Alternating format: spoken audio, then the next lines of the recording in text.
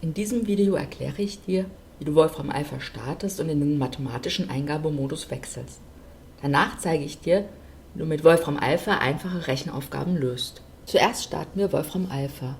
Dazu gibst du in einem Browser die URL www.wolframalpha.com ein.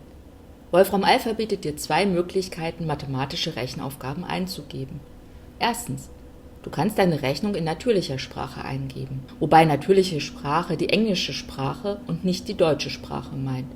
Zweitens: Du kannst die mathematische Eingabe wählen. Dazu klickst du auf den Button Math Input. Nach dem Wechsel erscheint eine neue Eingabeleiste mit Buttons, die dir bei der Eingabe von mathematischen Rechnungen helfen. Deine Rechenaufgaben werden nun in das Eingabefeld eingegeben, wo jetzt noch Enter what you want to calculate steht. Addition, Subtraktion und Multiplikation funktionieren wie bei einem normalen Taschenrechner.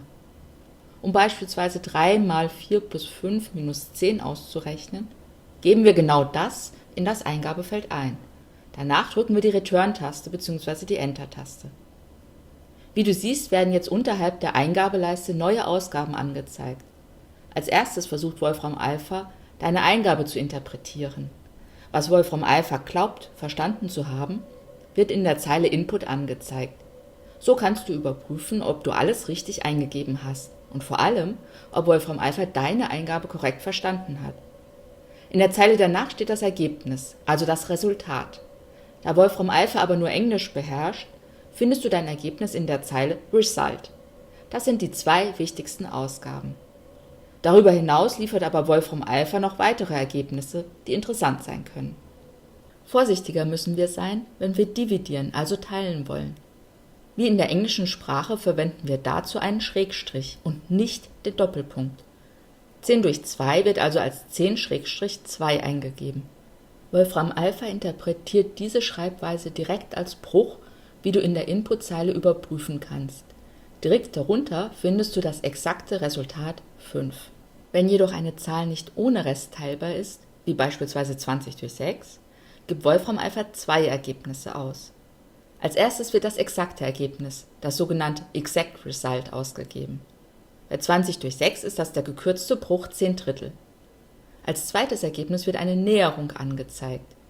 In der Zeile Decimal Approximation findest du das Ergebnis als Dezimalzahl mit ziemlich vielen Nachkommastellen.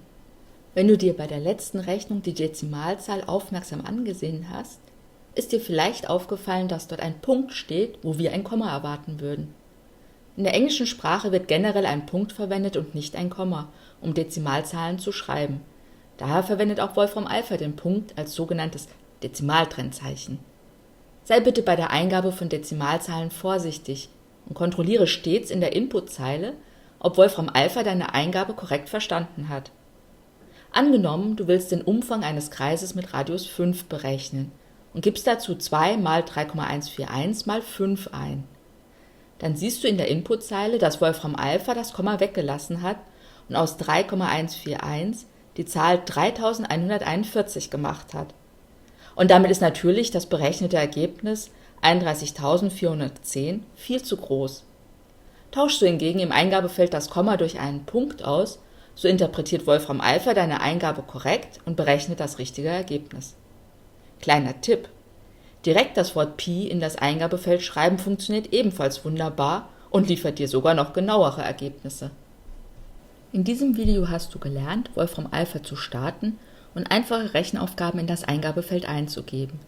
Wichtig ist, dass du in der Ausgabe stets die Eingabezeile kontrollierst, bevor du das Ergebnis übernimmst, damit du dir auch sicher bist, dass Wolfram Alpha die richtige Rechnung ausgeführt hat.